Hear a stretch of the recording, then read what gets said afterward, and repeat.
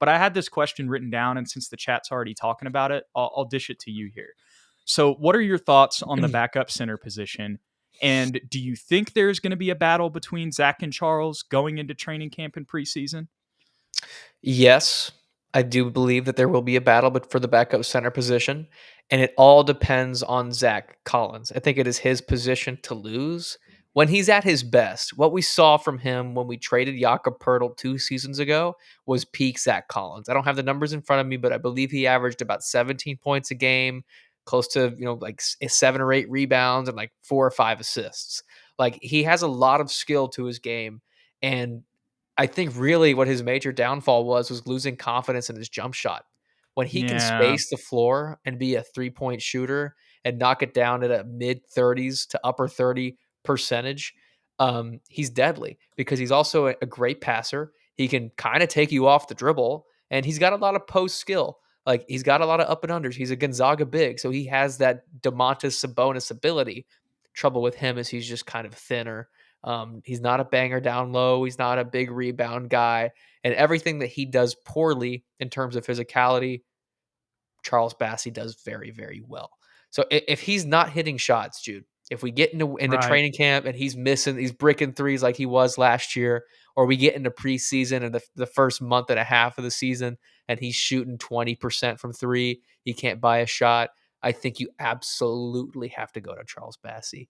But it's really up to his to lose because if he's hitting, we've seen the rest of his game really blossom. Yeah, I hate to go back to this because now at this point it's 2 seasons ago, but at the end of the 2022 season, the 17-8-4, what we saw from Zach Collins, like that's Zach Collins at his best and being an effective player. Mhm. Unfortunately, since then, in the past 2 seasons since then, we really haven't seen much consistency from him. Mhm. There's just no other way that I can put it.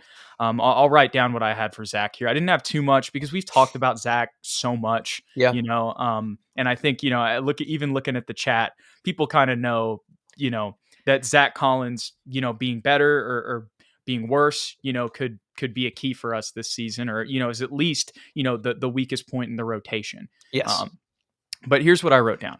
Interior defense is the main focus. You could say perimeter defense as well. I know that's basically all of defense.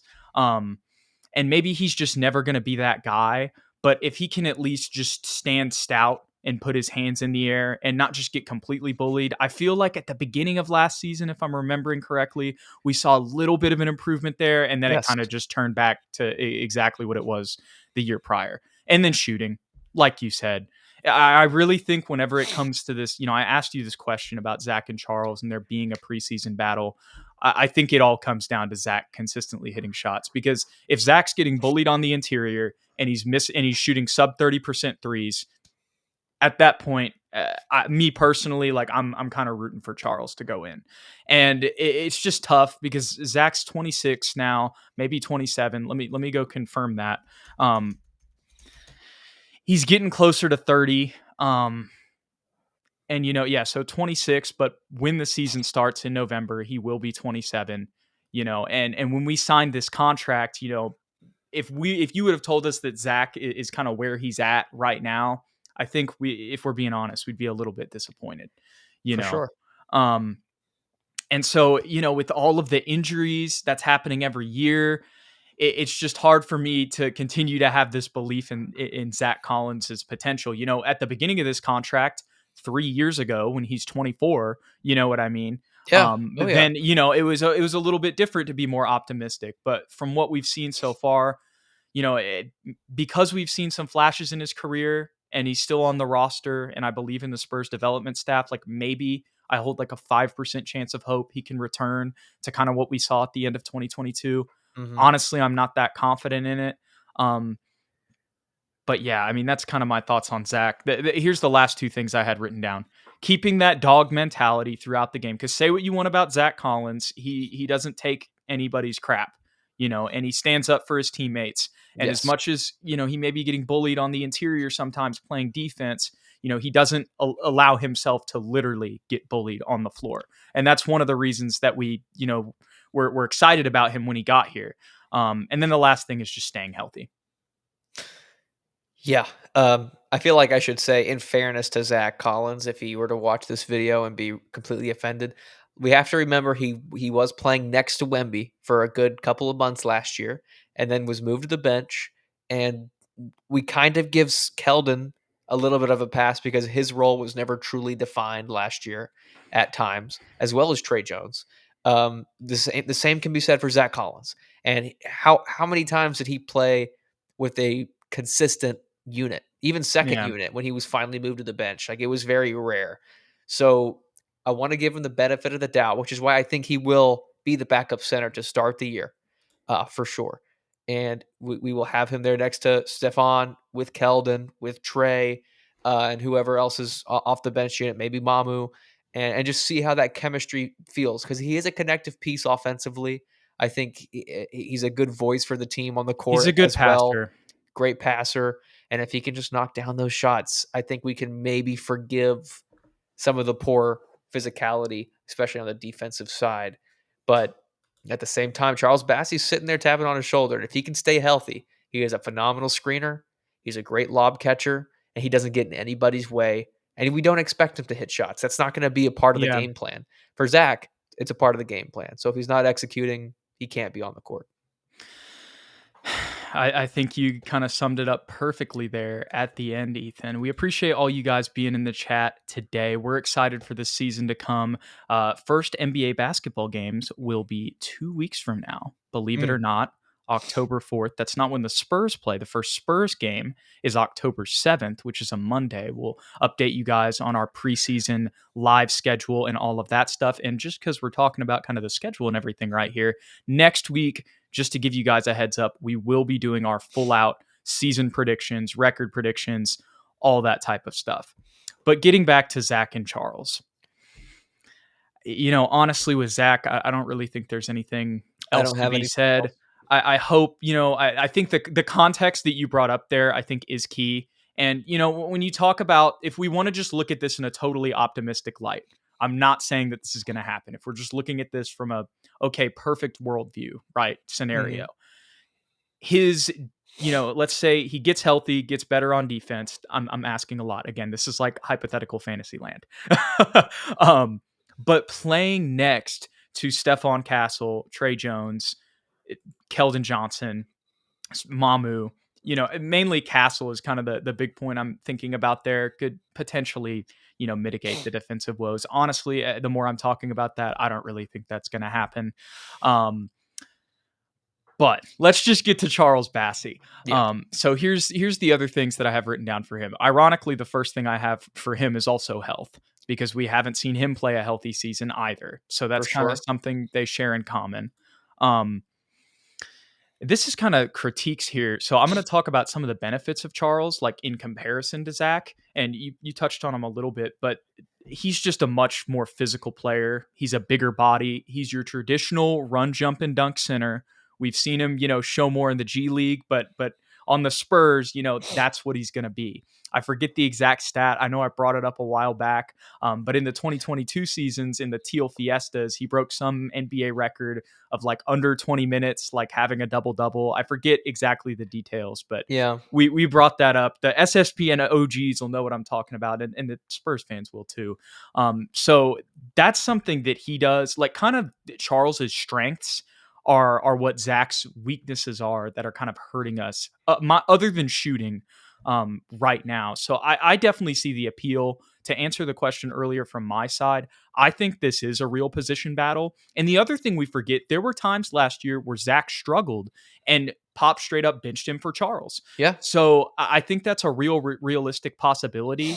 And to just talk a little bit more about Charles, the only thing that I could think of to maybe critique a little bit, again, we're not going to be asking him to do that much defensively other than just guard the paint. But I wrote down defensive IQ just because he's a young player, 23 years old. Another thing, offensive IQ. The other thing I wrote down in parentheses here is this is a totally experience based critique, and if there's any, players now with Harrison Barnes and Chris Paul, I know they're not centers, but still, and coaching staff to improve IQ, I think it would be this one. And then the last thing I wrote down for Charles, and I don't think we're going to ask him to do this a lot, but maybe teams, if he does end up being the backup center, maybe teams will scheme this on us, is just hitting some open middies if they leave him open. Again, that's a low rate circumstance, but that's really what I had written down on Charles. Yeah, Charles Bassey, I think the best way to describe his strengths is how you did. His strengths are Zach's weaknesses. Um, Physical, really good rebounder, a shot blocker, but that doesn't necessarily mean, like you said, he's a great defender. I think there are a lot of opportunities for him to be a better connective piece on defense as well as offense. Great screener, great roller. He's not going to take shots from anybody. He's not going to take ill-advised shots. I think he shoots 70% from the field. And the more I think he might, if he does get meaningful time, he could benefit more than a lot of us or a lot of the other players from Chris Paul. Um, who do I think of when I think of a 6'10", 6'11" athletic center who can't hit a free throw and is a great dunker and shot blocker that benefited from Chris Paul? DeAndre Jordan. Yeah. Second round pick, first couple years at the Clippers, he was a 5.5 rebound guy. What did Charles Bassey average for us last year? 3 and 4. Granted, he was injured, but I see a lot of similarities in at least how they approach the game. So, and he's only 23 years old. I think we often think Yeah. that he's really old because of the amount of injuries that he has sustained. But if he can stay healthy, like you said, I think it's the biggest thing for him. If he can stay healthy and actually get meaningful time, I would just look for him to be exactly that, an athletic pick and roll guy who makes the right play and doesn't get in anybody's way. Yeah. And, you could think about that in that scenario if we're looking really optimistic. We talked about the Zach Collins side. If we look at the Charles Bassey side, that could maybe open up looks for a Keldon Johnson, a Stephon Castle, even a Trey Jones and Mamu, because all those guys have the ability to put the ball on the floor. For We're sure. not trying to sit here and say that the Spurs bench unit is going to be the best in the league or anything. But, I think when we're talking about it, if I'm just being completely honest right here, I like the fit of that backup lineup a little bit more with Charles. I do too. I meant to say that especially with Mamu as his front court pairing. Mamu, who was our backup for last year? It was Chetty Osman, right? Yes, basically. I like Chetty a lot. I think Mamu and Bassey is a better complementary pairing than Chetty and Zach was last year. Yeah. Yeah. I completely agree. And I believe that Charles and Mamu also kind of came in at the same time on those two-way deals. They did. Was Mamu's first year a two-way? I can't remember. Yes. That's a great question. I Even don't if remember. it wasn't, they came in around the same time. So they kind of have, they've been on the team for around the same time. I know they've spent some time in Austin together. So hopefully, maybe that relationship on the floor and off the floor can blossom. So Did they come in with Julian? Did we get all three of them at the same time? You're right. And I think that would mean that Mamu was on a full contract. Maybe that's what it was. Because we still had Dom Beasy then. We did. We did have Dom Beasy, who took all the minutes from these guys because he was just so great. Oh my goodness. Okay, so I had another question on this, Ethan. Okay. So here's the other thing about this whole Zach Charles thing, and I want to get to some comments because there's some funny ones there. Will it so if we both agree that there's going to at least be like that it won't be a long leash for Zach whenever it comes to this, even if he does end up, being the backup center. That's probably still what I would guess, even though after talking about this, I would kind of prefer that, it would be Charles. But so here's if that position battle does continue.